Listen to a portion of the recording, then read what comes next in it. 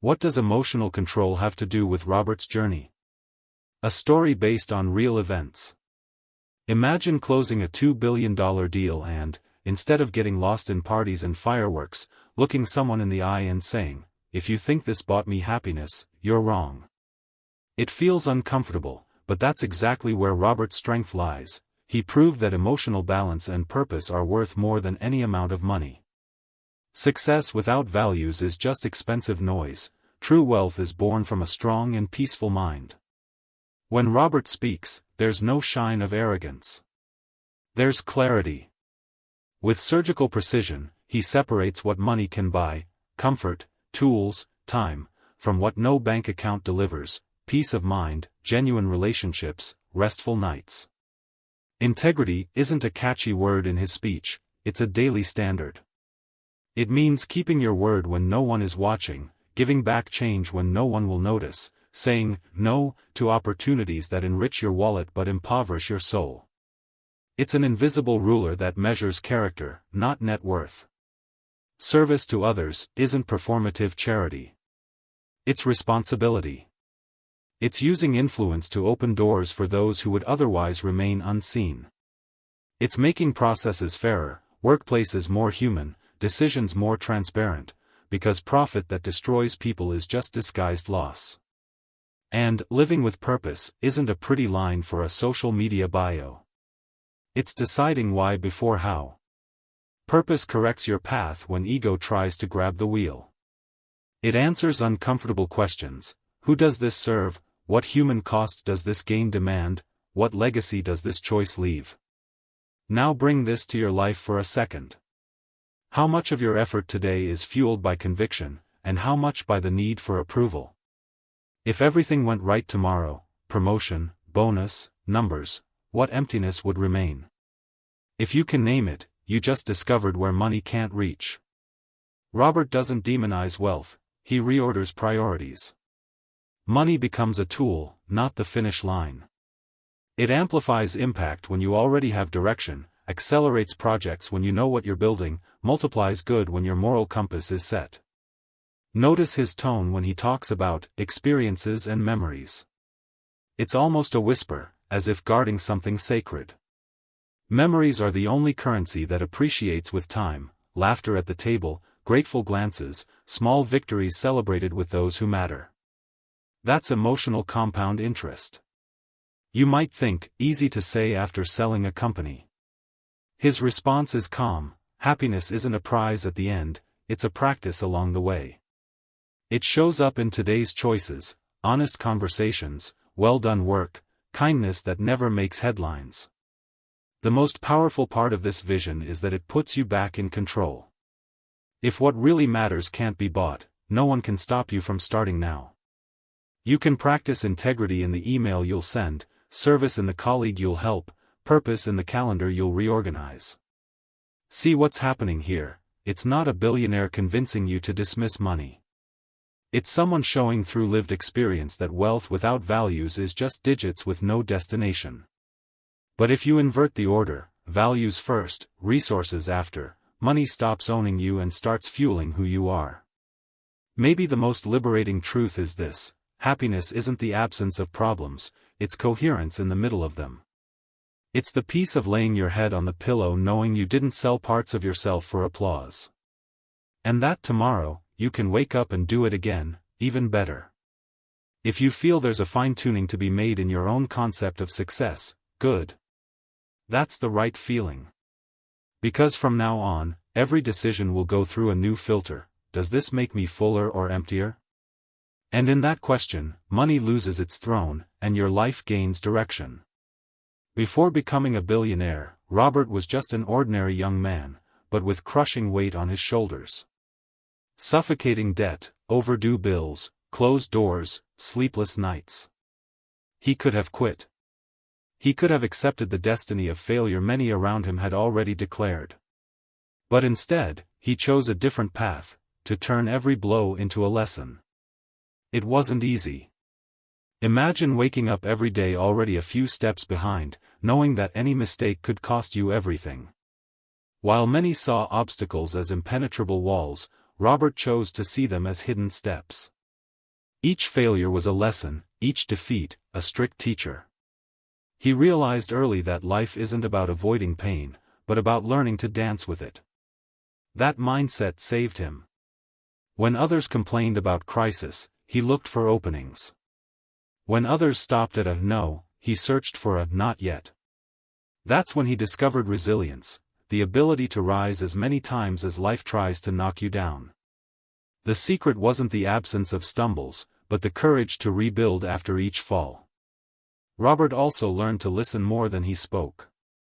Young, full of energy, he had every reason to be arrogant, but he quickly discovered that true power comes from emotional control and the humility to learn from those who've walked the path before.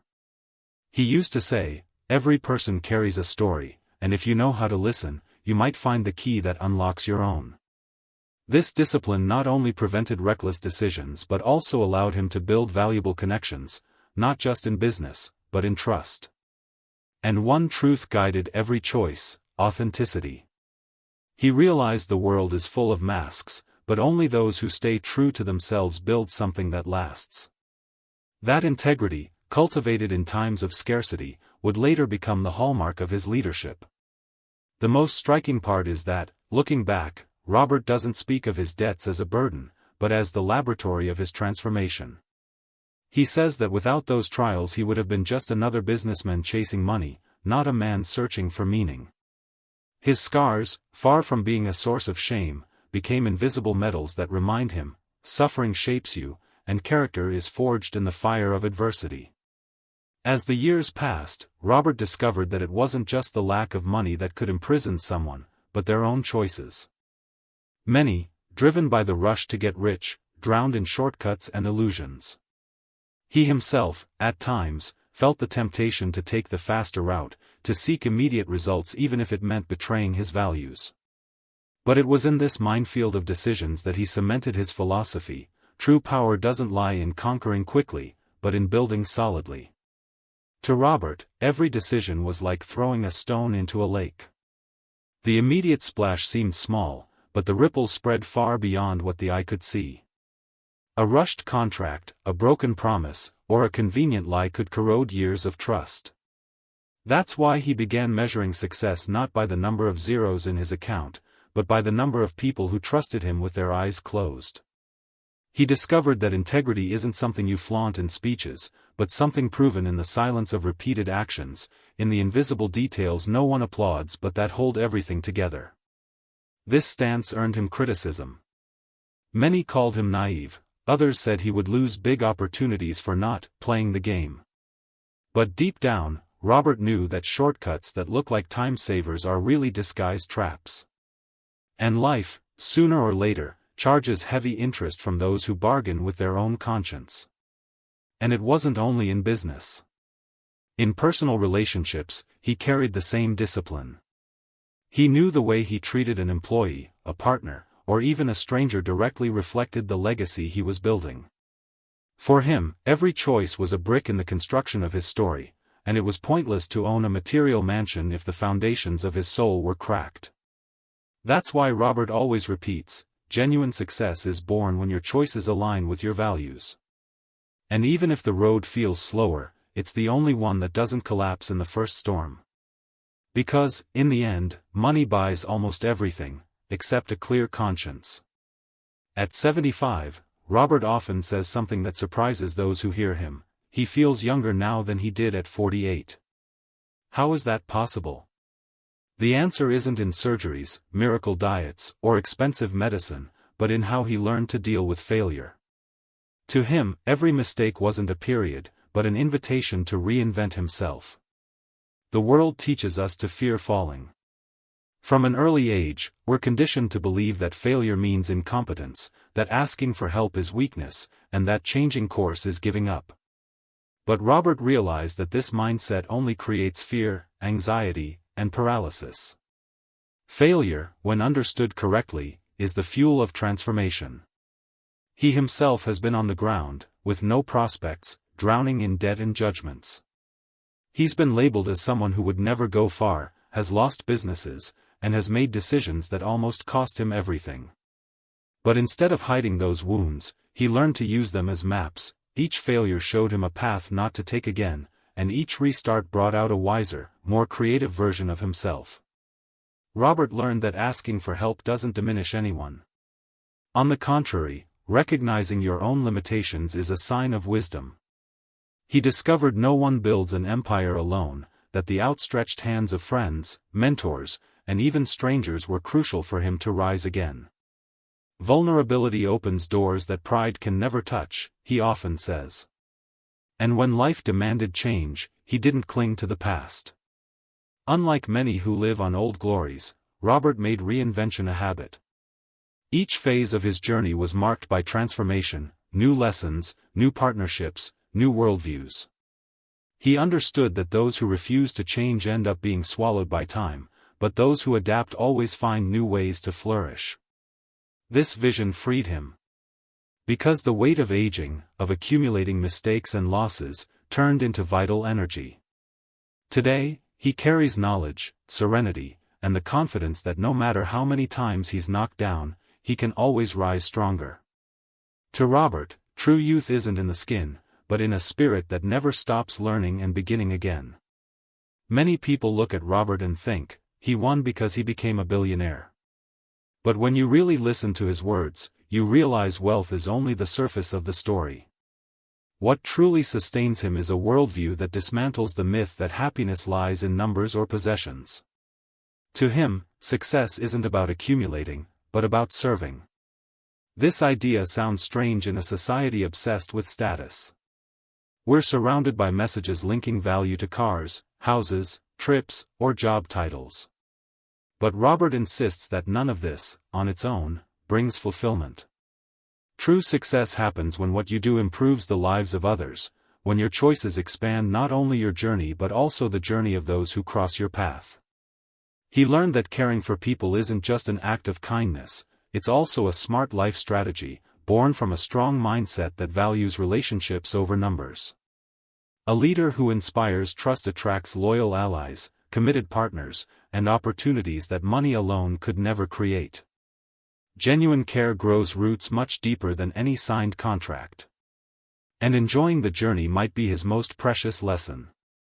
For years, Robert believed fulfillment was always in the next step, the next deal, the next victory, the next financial milestone. But, over time, he realized living that way condemns you to an endless cycle of dissatisfaction. Happiness isn't in arriving, it's in walking with purpose, celebrating every small step forward. He remembers friends who chased wealth at any cost, and when they finally reached it, they were so exhausted and empty that they couldn't enjoy it. Some lost their families, others their health, others their peace of mind. That contrast reaffirmed his conviction: true success isn't a trophy on a shelf, but an inner sense of alignment between who you are and what you do. That's why, at 75, Robert considers himself more fulfilled than ever. Not because his bank account grew, but because his life gained meaning. He discovered that when you serve, care, and share, prosperity comes as a consequence, and this time, not just financial, but emotional and spiritual. We arrive at the peak of Robert's story, where his words carry a weight no number could hold. After everything, debts, failures, victories, reinventions, he looks back and states without hesitation, the greatest treasure of his life isn't in the bank, but in the memories and experiences he has collected. He says the most valuable moments weren't the boardroom meetings or the million-dollar contracts, but the simple dinners with family, deep conversations with friends, and even the silences shared during difficult times. Each memory is like a rare jewel, carrying emotions that time cannot erode. Robert often says material possessions can be taken, houses, cars, companies. But no one can steal the lived stories, the embraces received, or the lessons carved in pain. That is the true inheritance he leaves to his children, grandchildren, and to everyone inspired by his journey. And here we see the most powerful contrast. While many still believe life will be full only when they achieve a little more, Robert proves that fulfillment isn't measured in quantity, but in depth. 1 minute of true presence with those we love is worth more than years chasing something hollow. There is something even deeper in his words: inner youth. At 75, he doesn't see himself as someone at the end of the road, but as someone who still carries the energy to start again. That vitality didn't come from fortune, but from the awareness that each day is a gift to be lived with intensity and purpose. The climax of Robert's journey is precisely this, understanding that life is meant to be felt, not just conquered. That true success is the peace of looking back and smiling, knowing you lived in line with your values and turned every scar into strength. And in that moment, it becomes clear that the greatest wealth isn't having, but being. At the end of his journey, Robert doesn't define himself by the title of billionaire or the headlines that once highlighted his name. He defines himself by the invisible marks left on people, by the inspiration planted in every gaze, and by the example that the value of life isn't in how much you own, but in how much you share. He often says the world will always try to convince us that happiness is tied to accumulation. Yet his life proves the opposite. Happiness is born from the coherence between our values and our actions. That's why, even after reaching figures most can't imagine, he says he feels most complete in moments of simplicity, surrounded by loved ones and engaged in causes that matter. This is the true legacy, showing that there is no age limit to reinvent yourself, that youth lives in the mind and heart, and that every fall can be turned into fuel for greater flights.